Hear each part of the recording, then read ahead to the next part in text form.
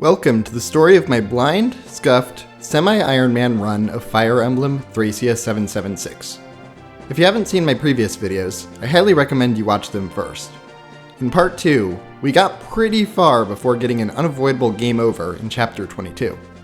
Thankfully, I staggered my saves, so now it's time for chapter 20, a second try.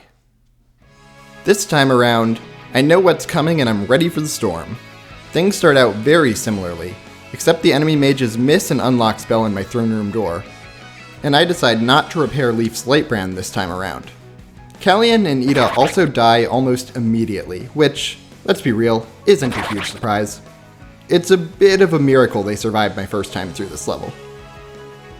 I also don't play any games with Lady Linowin's life here, immediately rescuing her with Orson and not dropping her until she's safe inside the castle. Having a second staff user is going to be absolutely critical, so while I can afford losing Callian and Ida, I cannot afford to lose Linowin this time. As soon as Orson drops off Linowin to safety, I restore his bouge. I play a bit more cautiously with the majority of my army, keeping them near the castle for their own safety. Orson, however, is Superman, so he's free to do whatever the heck he wants, and his most salient desire is to kill as many Imperial soldiers as he possibly can. Nobody can stop him, so he does exactly that. My other main adjustment here is to make a greater effort to capture enemies with door keys, which proves very successful. Orson takes out half of the last wave by himself, while Dean and Finn take out a ton of armor knights on their side. Before I defeat the final boss, I run around and capture enemy priests to steal their restore staffs. Then I steal the boss's scroll. After all that, the enemy general is left alone with no army, and Orson puts him out of his misery. With such a better performance on this level, I'm feeling much more confident about my chances going forward. However, I might have done a little too well, because now that so many more units survived, my next counterattack is going to be a little bit tougher as a result.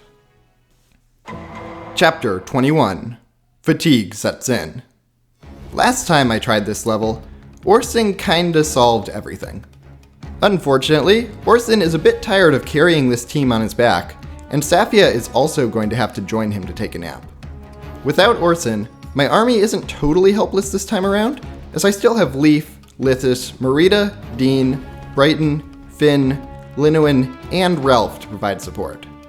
Still, none of these characters are Orson, and that's definitely a problem for me right now. My first issue is the pack of Wyvern Riders closing in on me from the south. Last time, Orson killed their leader and the rest fled immediately. This time, Brighton tries his best to pull off the same trick, but Brighton isn't Orson.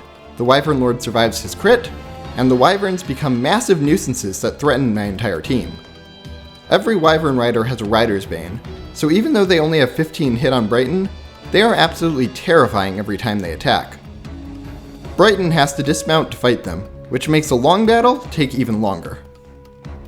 By the time Brighton had dealt with most of the Wyverns, enemy cavalry start closing in on his position and he has to retreat.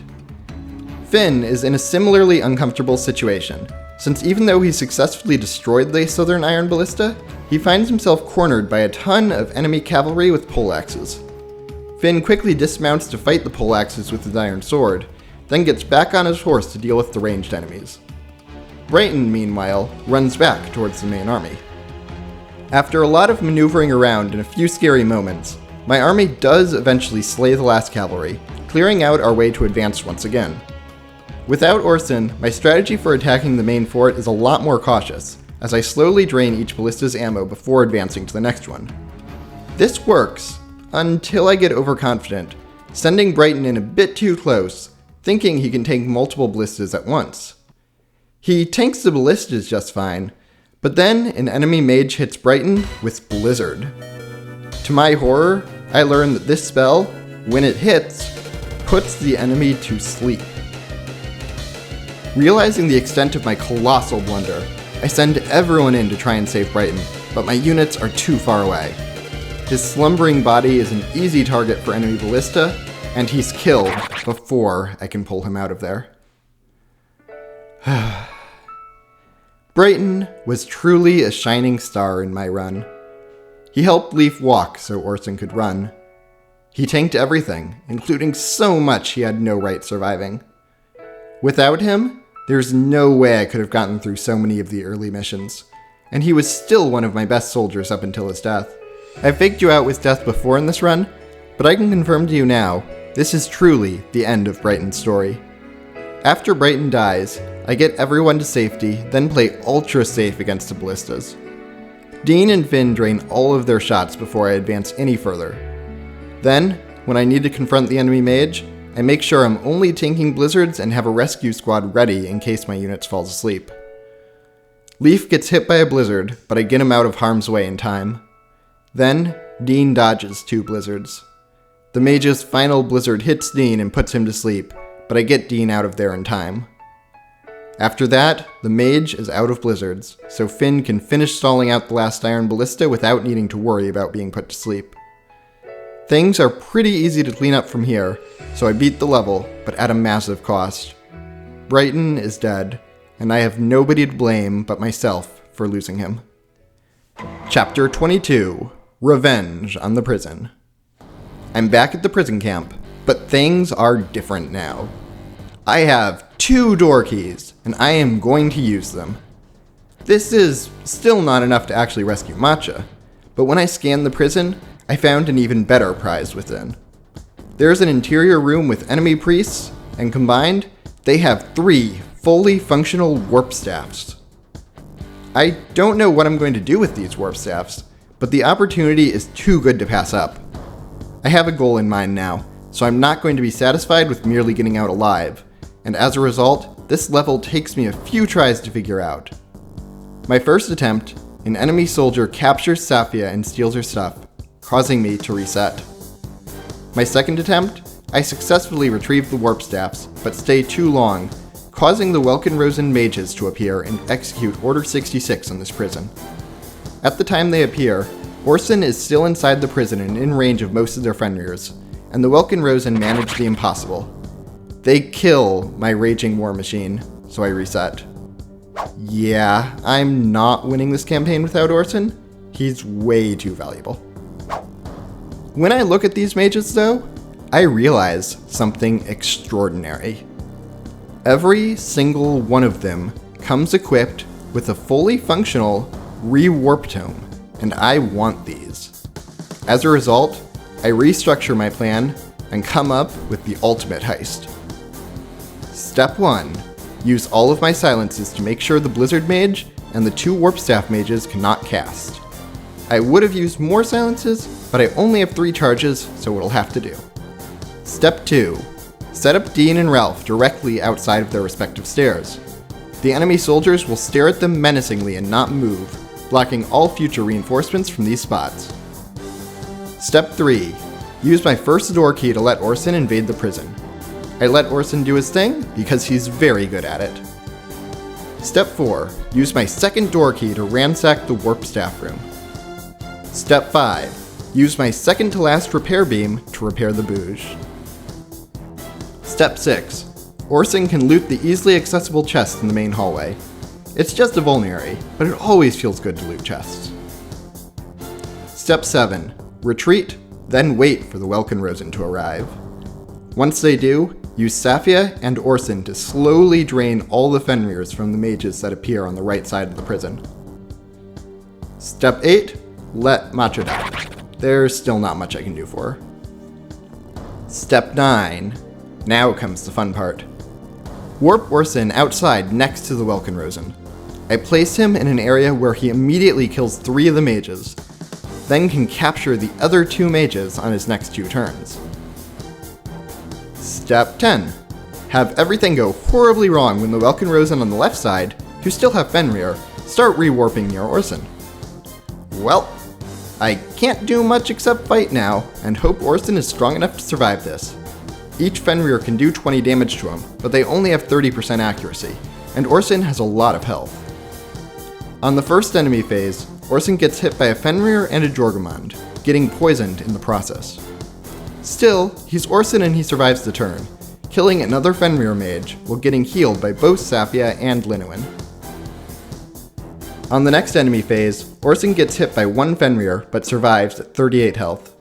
Only 3 more mages remain and Orson kills 1 more on player phase. After this, only 2 more mages remain, and Orson can start capturing. Linowin warps Safia outside so Safia can heal Orson. Then, I wait a turn.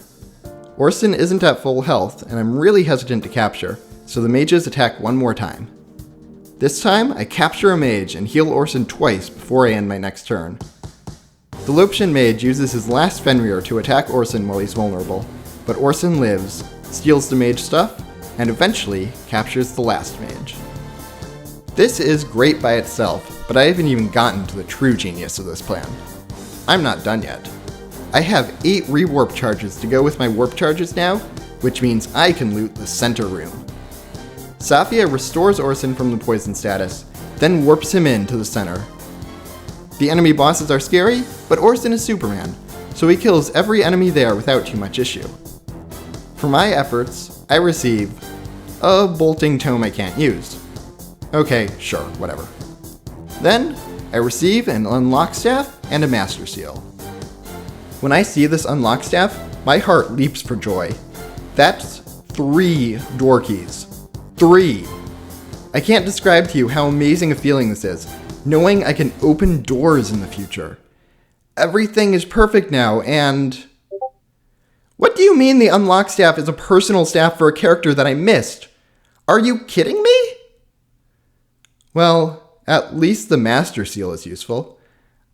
I used it immediately on Linowin, because she's level 20 and still kinda has pathetic stats, so she really needs the... And it doesn't work on her. Oh, come on. Chapter 23. A glitch? We're finally back to Chapter 23, but this time, I have restore staffs, so I can actually play the level. The first few turns are spent just using restore on everyone who becomes berserked or put to sleep. Then, the actual level can begin. When I actually start fighting, I notice things are really weird. My hit rates, which have been consistently better than the enemy's hit rates this entire game, are suddenly awful. Likewise, enemy hit rates are insanely high, and I do not see any logical explanation for this. My stats are higher than the enemy's stats. My weapons are the same or better than the enemy's weapons. My damage, defense, crit rate, and attack speed are still way more impressive than the enemy's. It's just hit rate and avoid. The enemies have a ton of hit rate and avoid that's seemingly out of nowhere, and as a result, playing this level becomes ridiculously frustrating. Orson is my only unit that can even somewhat consistently hit enemies, and even he struggles against the enemies with higher stats. My first thought is that this is a result of fatigue, but that can't be right because I've been playing fatigue for a while, and this has never happened before. I reach my breaking point when I see the matchup spread between Ralph and an enemy Axe Knight. Ralph has higher stats across the board, and they are both wielding battle axes. Ralph has an 18% chance to hit, and the Axe Knight has a 90% chance to hit. Ralph has 91 hit and 40 avoid, while the Axe Knight has 132 hit and 78 avoid. I play the level for a while despite everything, and eventually, Lysis gets killed by an enemy Greatbow Knight. I reset, thinking I might still need Lysis to beat this game, and do some experimentation to figure out what's going on. The first thing I notice is that hit rates given to me before the map loads are not the same as hit rates I have when playing the game. Soldiers that have 16 avoid and 100 hit before I hit deploy suddenly have 58 avoid and 144 hit after I start the level. I looked through my footage to see if similar things happened in previous chapters, and no, it really didn't. I tried reloading from other saves to see if that changed things, but nope, it didn't. I even looked up a YouTube video of someone else playing this level to see if these massive stat changes happened to them, and I actually found that it didn't. I looked up to see if this level was glitched, and couldn't find anything. From my perspective, this is something that happened to me on this one specific level and hasn't happened to anyone else. Well, I'm not downloading an entirely new game, so I guess I'll just beat the level regardless of what's happening. Except, playing this level really doesn't feel worth it. It isn't fun and it isn't efficient. Orson is the only one who can consistently kill enemies, and he's almost max level anyway, so experience doesn't even help him. Doing this level straight up would completely destroy the durability on Orsen's Bouge, so this level feels like a boring chore with no upside and plenty of downside. So instead of playing the level, I just warp skip it. I've never understood the Fire Emblem community's fascination with warp skipping before I started Thracia. In my mind, beating maps in a single turn takes away the fun of playing the game, and is a bad long-term investment anyway, because getting experience is usually worthwhile long-term. However, if you're trained on Thracia, a game that has levels that aren't fun and aren't worth playing from a material perspective, I get it now. I teleport Orsen to the end of the level and have him fight the main boss. And Orsen dies, so I reset and do it again. And again. And again, until eventually it works. Orsen kills Baron Cohen, then before enemy reinforcements kill Orsen, I teleport Leaf to the end of the level and seize the throne. It isn't until after I've beaten the level that I finally learn what happened here. Thracia has a relatively hidden mechanic called leadership stars that they don't really explain very well, and every leadership star improves every soldier's avoid and hit rate by 3%. Normally, this is somewhat trivial and gives your side a slight bonus with these stats, but on this level, and really only on this level, the enemy starts with 19 leadership stars. Sias has 10 leadership stars, Reinhardt has 5, and Cohen has 4. Altogether, this increases enemy hit rate and avoid by 57 points. This mechanic, as far as I'm aware, was never adequately explained to the player, so I was just completely and utterly baffled the entire time. It also turns out that if you warp a unit next to the enemy castle, then rescue said unit, Sias will arbitrarily decide it's time to leave, which cuts off 10 leadership stars and makes things feel way more fair. The YouTuber I watched to check if this was glitched must have done that early on in his playthrough, so that explains the discrepancy there. So, my game didn't glitch, but it certainly felt like it, because on pretty much every other level, the enemy has between about 1 and 8 leadership stars. That's a range, and maybe I should have noticed, but going from that to 19 stars is absolutely ridiculous. I cannot explain what the game was thinking there, and have zero defense for this game design. Thracia is an excellent game, but like, why? Whatever. I'm moving on. Chapter 24, A Return to Normalcy. The enemy only has 5 leadership stars on this level, so my units are actually good again. Neat. Safia needs to take a nap here, but the rest of my units are still good to go, and it's time to retake the city of Manster. Sias, who is the bane of my existence last chapter, has switched sides, tasked with saving some children from the Empire's wrath and bringing a legendary sword to Lord Leaf. My goal is to rescue the children, bring the sword to Leaf, then storm the gates of Manster. I'm at the point in the game where I feel like I need everyone to continue, so I pretty liberally restart here, restarting the map a few times after disastrous starts. Finn travels to the nearby villages to save them from bandits that are sure to attack, while Dean and Sias start evacuating civilians. There are 2 terrifying mages with sleep staffs, but Sias can silence them. On turn 1, Linuin uses rewarp to get closer to the civilians, then gets immediately silenced by Alphen, the boss of the level. The Empire's army is closing in, so instead of rescuing a child, Sias decides to leave the children and rewarp out of there. Honestly, this is a pretty shameful display of cowardice that I cannot defend. Linuin, meanwhile, abandons her mission of protecting children and runs for her own safety, feeling helpless without her magic. The Empire starts scooping up children, a bandit destroys a house that Finn couldn't reach in time, and enemy reinforcements warp in, blocking Linuin's retreat path. However, there is one thing that goes right. This enemy bandit has lockpicks, and Finn is there to capture him. That's right. After all of this time, I have lockpicks again. This time, I am determined to never lose them. Oh, this feels so good. Sias, feeling kind of terrible about abandoning the children, warps Orsen in the middle of the Empire's army. This goes extremely well, because Orsen is incredible. Linuin gets in the way of promptly rescuing the children by being a victim herself, forcing Dean to rescue her instead of a child, who promptly gets captured by the Empire. On turn 5, Alphen gets access to a Venin spell, which is a high-range, damage-dealing spell that also poisons the target. This is pretty dangerous, but it only has 3 charges, so Orson just dodge tanks and it's not actually a big deal. What is a bigger deal is enemy mages just randomly appearing as reinforcements throughout the level. One gets Lysis very low, but Lysis survives. To help protect him, I give him a Master Seal, which, in retrospect, I should have done much earlier. An enemy mage appears out of nowhere and kidnaps Linnowen, stealing her stuff. I don't have anyone in range capable of capturing the mage, so I actually just stalk him with Ralph until I'm able to capture him back. Thankfully, I capture him just in time to rescue Linnowen and get her stuff back. After a little while, Set appears, kills Afend, and takes control of the Manster Gates.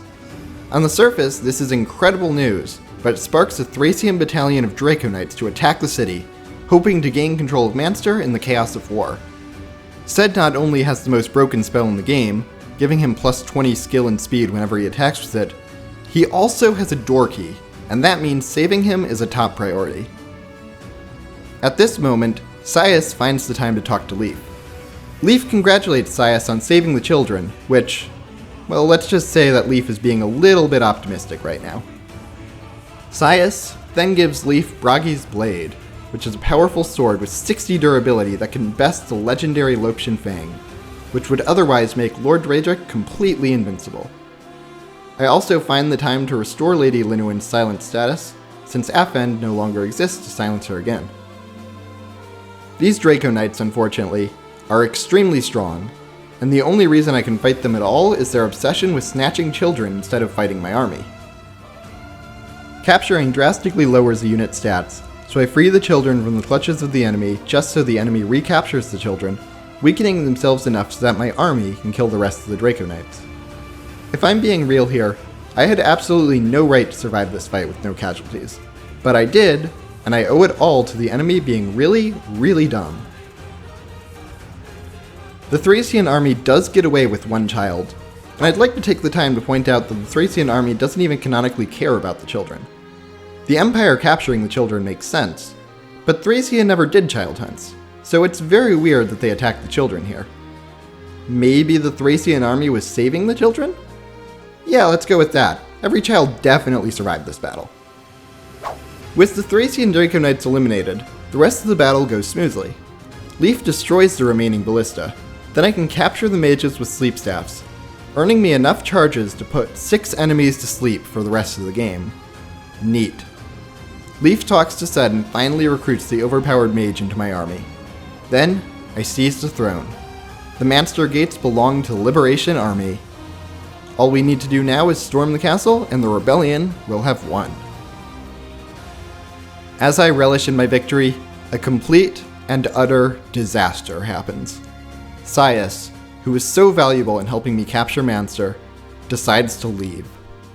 While this is bad by itself, he also steals a light tome, a warp staff with 2 charges on it, a heal staff, a physics staff with 2 charges left, a rewarp staff with 2 charges, and a restore staff with 3 charges. While I wasn't too attached to Sias, since he really only had been there for a chapter, this blatant theft is completely unforgivable. Unfortunately, there's really not much I can do about it, so I move on without these items. Chapter 25. With great power comes great sacrifice. It's time to storm the castle of Manster. The previous time Leaf was here, he was a prisoner. Now, he's here as a conqueror. This castle is protected by 1 billion dark mages, which provides a ton of danger as well as a ton of opportunity. In his brilliance, Leaf's advisor recommends splitting up Leaf's army into 3 separate groups. The first group's goal is to free a few children who will soon be sacrificed. The second group's goal is to invade a mage stronghold and steal a whole bunch of powerful staffs these mages are hoarding. The third group's goal is to invade the throne room, taking down Lord Draedric once and for all. In theory, this sounds like a pretty good plan. In practice, I'm invading a heavily fortified castle with 9 soldiers, which means each team gets 3 members each. At least I'm under the minimum deployment cap again, which means I get to use everyone regardless of how tired they are. My first thought upon seeing these teams is, wow, these children are utterly screwed. I really don't think Lysis, Ralph, and Linnuin are capable of taking on so many mages. Ralph is one of my weaker fighters. Lysis has lockpicks but isn't much of a combat unit, and Linnuin's stats are pretty awful. My team to arrest the bishops looks significantly better, with Marita, Orson, and Safia covering that exit. Orson is obviously incredible, and Marita has become pretty great in her own right, so I'm not too worried there. With Orson capturing the bishops, you might think my main attack on the throne room is screwed. Dean and Finn are good units, but are severely limited for being inside, and Leaf isn't capable of soloing an enemy army. Thankfully, Sed is with me now, and he is ridiculous, so I'm actually pretty confident I can beat this level. My first turn has to be silencing or sleeping the scariest enemy sorcerers. On turn 1, I silence and sleep the sorcerers with their Restore and Berserk staffs. Then, I put to sleep the sorcerer with the sleep staff and try to advance my soldiers as far as they can go.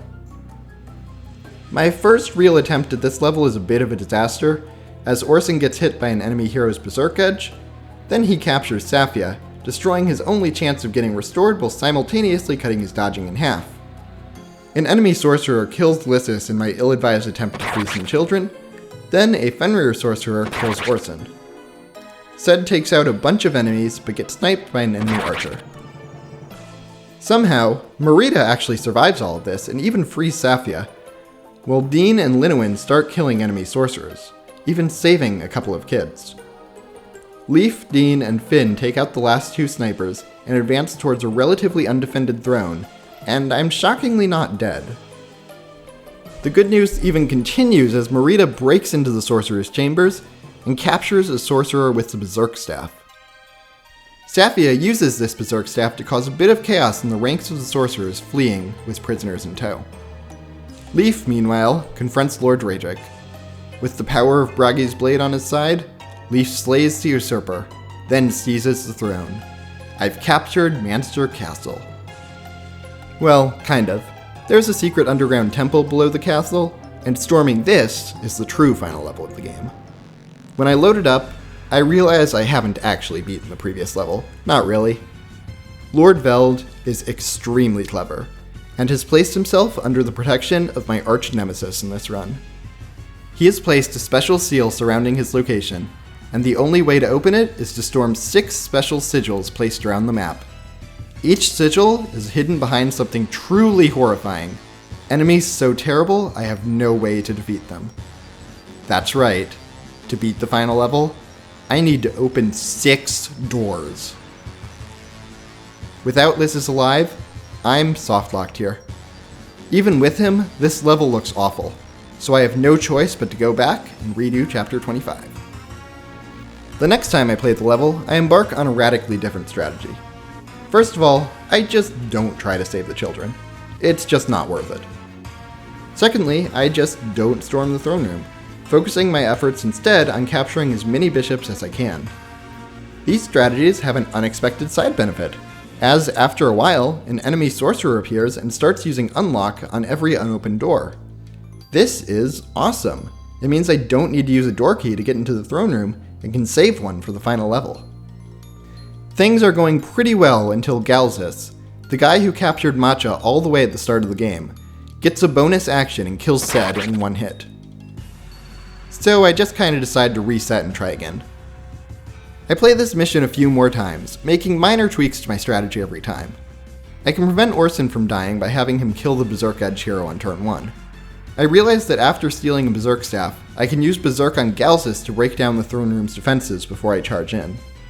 With these strategies, I finally beat the mission while only losing Finn, before encountering my next problem. So, my soldiers are completely and utterly exhausted, as they've been running around well above the fatigue limit for multiple chapters in a row now. Marita, Dean, Ralph, Orson, and Linnuin are fatigued. This hasn't been a problem the last few chapters, because I've been below the minimum deployment limit, but Chapter 25 only forces me to bring in 6 units.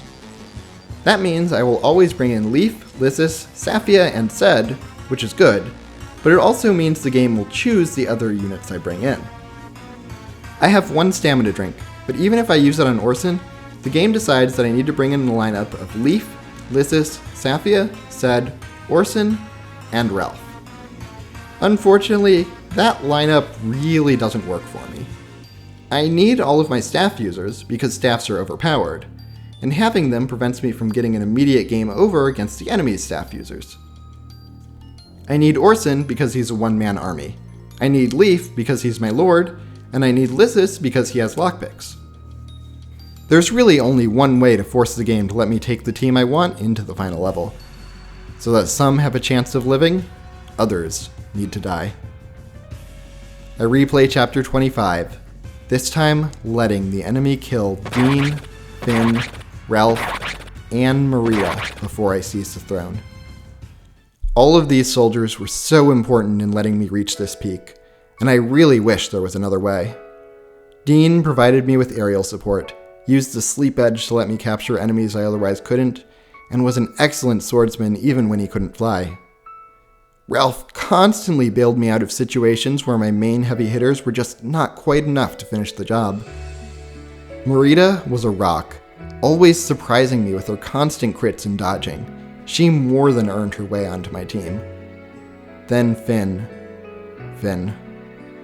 He protected Lord Leaf his entire life, and was one of the most important units the entire run. He killed so many enemies and saved me in so many precarious situations. He didn't deserve this. Nobody deserved this. It was just the only way forward, and so, it's time to move on. Chapter 26, Endgame. Even with my 6 best units, the final level is tough. The enemy is divided into 6 different sealed off sections, each one containing a small group of elite soldiers. The sigils and surrounding areas that give every unit standing in them plus 10 to their magic stat, which really screws over my usual strategy of putting enemy mages to sleep before they can do anything to me. While standing on a seal, Canis is an enemy sage with 30 magic and a berserk staff, so I have no choice but to survive her using berserk 3 times on me. There are also several Loptian sorcerers that have more than 20 magic when they're standing on these seals, which makes their long-range spells extremely deadly while simultaneously making them immune to my staffs.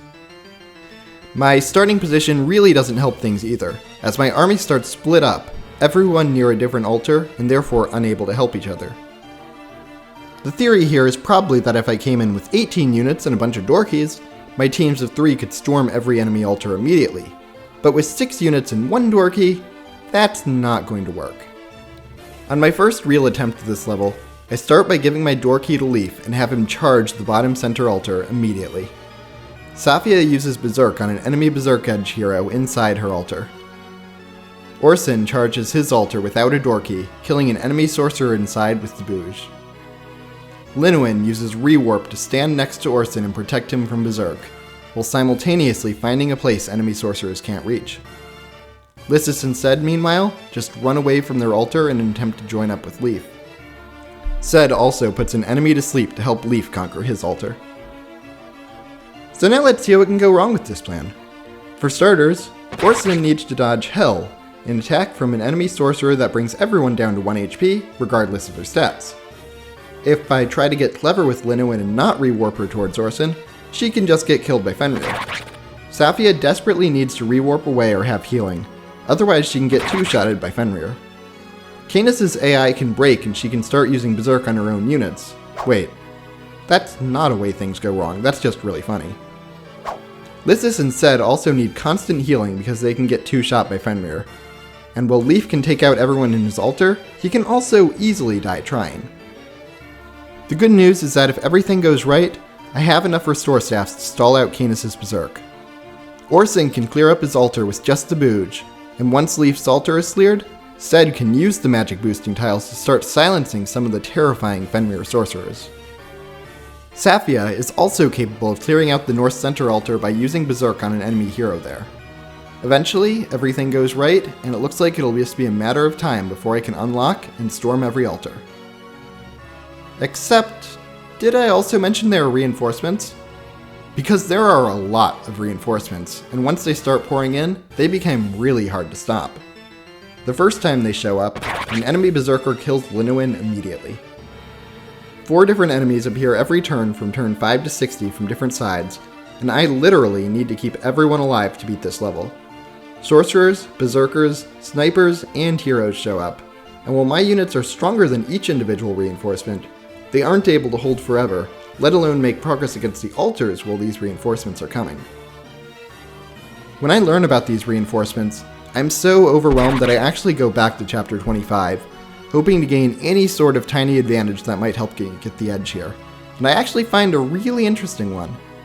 There's a Loptian sorcerer near the northern edge of the map that has a door key, and if I put him to sleep on turn 1, I can actually steal this door key from him.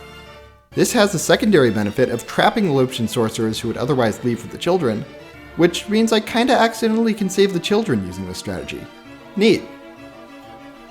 I can also save a use of Berserk by just trusting Sed to take out the throne room. Unfortunately, while this strategy does provide marginal benefits for the final level, it requires a lot of luck to pull off, and I have to go back and forth between trying chapter 25 again, or just trying the final chapter. I have success with neither for a while, but I eventually do discover something pretty cool. I actually save all the children and discover a secret. Instead of fleeing, one child moves to a suspiciously placed door near the top of the map. On the other side is a chest room, and when I open the chest, I find the staff for Kaya, a 5-use staff that can depetrify an ally. When I find this, I get excited, thinking I might have unlocked an extra level where I can free evil from petrification. Unfortunately, when I beat the level, I learn I don't get any extra levels for this, since Kaya is a preferred staff for a character I never recruited. Combine this with the fact that I lost Sed on this victory, I reset, and never get to use Kaya. After a while, I do beat chapter 25 again with an extra door key, an extra berserk charge, and my preferred 6-hero army willing to power past fatigue to fight for one last time. I'm finally ready to beat this last level, and with the extra time to prepare, I have a better plan this time. Safia can help Lysis out by using Berserk on Tigris, a powerful berserker who's usually capable of taking out the rest of the southwest altar by himself.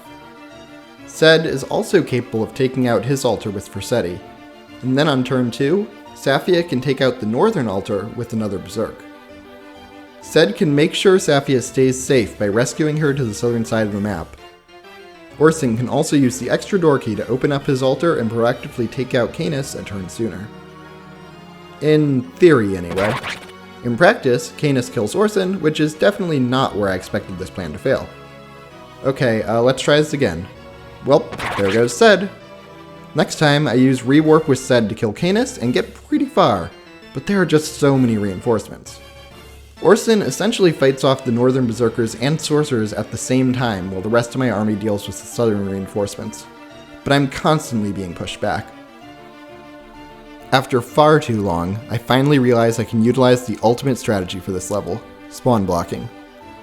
Leif and Sed reach the spawn locations for the southern reinforcements, and by standing on a certain tile, the enemy just stops spawning there. Orson holds off the sorcerers and berserkers for an incredibly long time, but eventually, I just kinda give up and start again. I know what I need to do, so now I just need to do it. This time, well, actually this time I just get kinda unlucky and lose Leif. Then I lose Orson. Then I lose Leif again. Then Lysis gets one shot by a Fenrir. Then I get overconfident and send Lysis in to kill Tigris, which absolutely fails. Then I lose Safia. Then Orson again. And again. Then I misclick and have Lysis open this door instead of running. Sed dies. Leif dies. You know, I'm starting to think this strategy might be a tad inconsistent. After way too long, I realize I don't need to be quite so aggressive early. Sed gives Leif a little sleep support to make his section slightly more consistent, and I realize I don't need to fight Canis or the enemy sniper in Sed's altar immediately. In fact, I can just sleep the sniper that keeps on killing Sed, and I camp every single spawn section except for the berserkers. I can't really move my army much while they're spawn blocking, but through some complex rescue and rewarp maneuverings, I have Safia take Sed's spot, freeing Sed and Leif to move around the map. Leif kills a bunch of berserkers in the center of the map, then they move to rescue Orson. Sed defeats Canis, which finally frees Orson to spawn block the berserkers, preventing every reinforcement on the map from appearing. The level is slow for a while, as I send Leaf back down to swap places with Lysis. This lets Lysis slowly wander around the map, unlocking all the doors while Ced acts as his personal guard. When every non-sleeping enemy is killed, Ced switches places with Orson, who captures the remaining sleeping enemies to steal their items. After that, I just hit end turn a bunch until the reinforcements stop coming, which thankfully happens at turn 60. I move everyone to their respective sigils, then open the final lock of the game, letting loose the final boss. Bishop Veld is surrounded by 5 sorcerers, each one packing some pretty powerful spells. Thankfully, the sigils protect me here, so stalling out the sorcerer's Fenrir is pretty easy. However, there is still a problem, and that is Bishop Veld. This guy has a petrification spell, which is an extremely long-range spell that does exactly what it sounds like. Curious, I move Lysis in range, and yep, he gets turned to stone. Restore staffs don't work. The only thing that can reverse this process is Takaya staff, and I couldn't even use that if I had it. Stone is a shockingly accurate spell and has 5 charges. I have 6 units. To beat the level, I don't simply need to kill Veld, I also need to seize the throne, and the only unit that can do that is Lord Leaf. There is only one way forward in this level. Lord Leaf holds back while ordering all of his faithful allies to charge Veld at the same time, watching them get turned to stone one by one. Once Veld's staff runs out of charges, Leaf makes his move, charging the throne himself. Leaf's plan almost works, but he makes one terrible miscalculation.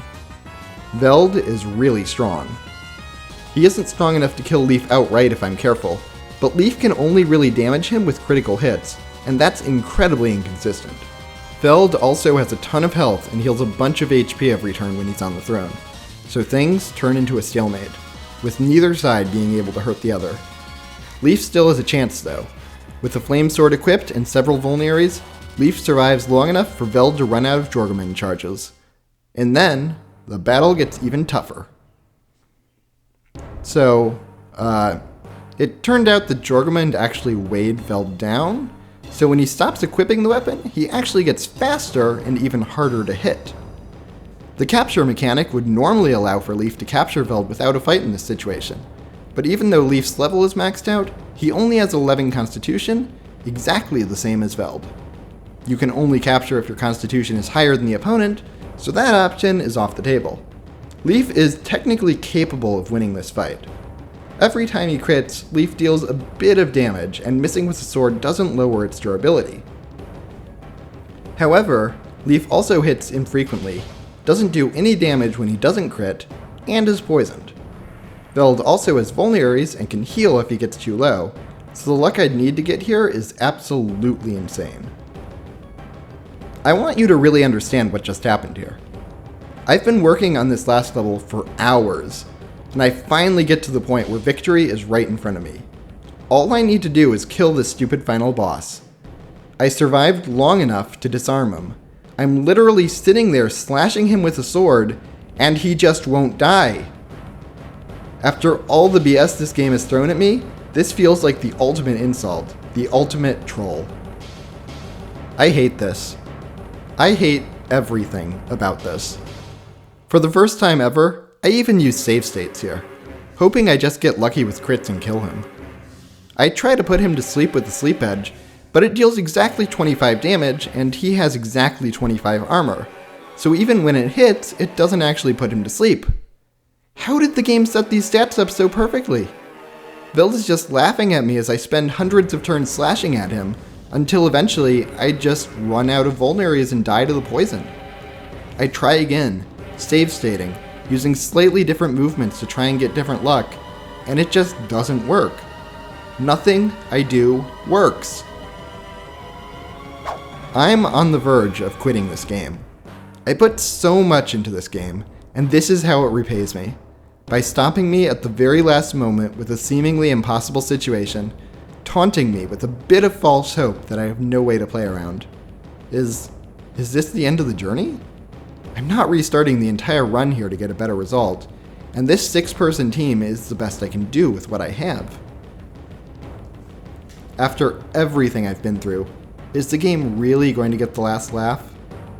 Is my journey going to end with Lord Leaf wildly slashing at the throne, throwing up as the poison courses through his veins, crying about everyone he's lost while Lord Veld just laughs at him? No, I refuse. There's gotta be a way, something I haven't considered, something I can do differently. The next day, after thinking about it some more, I realize I have one play left to me. I can still do this. This time, I still use one Berserk on Tigris to help Lysis survive his starting position, but make sure to save 2 for the late game. Other than that, I basically do the same start, except I give Sed the door key instead of Orson. This way, if things go poorly against Canis, I can still block the Berserkers spawning without worrying she'll attack me and kill someone. I ended up not even needing to worry, as Orson just easily killed her this time around, freeing up Linowin to spawn block before the first Berserker arrives. Using some rescue shenanigans, Orson replaces Linowin as Linowin replaces Sed, freeing up Sed and Leaf to start taking out the center Berserkers. I want to kill all of them except 2, but when I aggro one, I realize I aggroed all of them. Panicking, my first instinct is to use Rescue on Leaf, thinking I can just quickly escape their aggro range to stop them from chasing me. They still chase me, so thinking quickly, I have Sed put 2 of them to sleep. Thankfully, this works, and I managed to leave 2 isolated Berserkers on the map. Phase 1 is complete. After that, I just go around the map killing everyone inside the altars with Sed. Leaf switches places with Lysis, which allows Sed to finish off everyone else on the map. Eventually, I get to turn 60, reinforcements stop spawning, and I use the sigils to open up the path to Veld. My strategy here is simple. Instead of sacrificing my own units, I use my last 2 Berserk charges on the sleeping Berserkers. As a result, Veld suddenly sees them as enemies, turning them to stone and wasting 2 precious charges of his ultimate ability. This time, I only need to sacrifice Linowin, Saphia, and Lysis, leaving Orson, Sed, and Leaf free to attack the evil Vitcha. With this extra support, the final fight is a whole lot less dramatic this time. Sed literally one-shots Veld with Sforcetti, and Leaf seizes the throne. And that's it. I've won. This monster of a game is finally over. Leaf has liberated his homeland from the evil Empire. His journey may not be over, but his struggles really are. I took 986 turns and had 6 surviving units. 3 of them were turned into stone. The game gave me a rank of E for this performance, and I'm incredibly proud of it. This journey was everything I could have hoped for in a Fire Emblem game, and more. At times, it was absolute BS. The game made so many decisions no good modern game would ever make. The balancing in Thracia was atrocious, the game was completely unfair, and yet, it was so much fun and so memorable. The story I got from this game is one that I could never replicate, and I'm so glad I decided to try it. I'm also so glad that I played it blind, because even though the gacha moments were frustrating, I always felt like the story earned them. The way the gameplay and storytelling interacted in this game was absolutely phenomenal. Most of my videos recently on this channel have been challenge runs where I've been familiar with the game, but sometimes playing a game blind can be a challenge run of its own. Your first time through a game is an experience that can never be replicated, and in a game like Fire Emblem where there's permadeath, it's also where I've found some of my most memorable moments. There's something special about sitting down with the game, specifically not using a guide, and using your own mind to think through something instead of going with what everyone else says to do. You won't play optimally, but you will get an experience that is uniquely you. And that, I think, is when games feel really special. Thank you all for watching, and I'll see you all next time.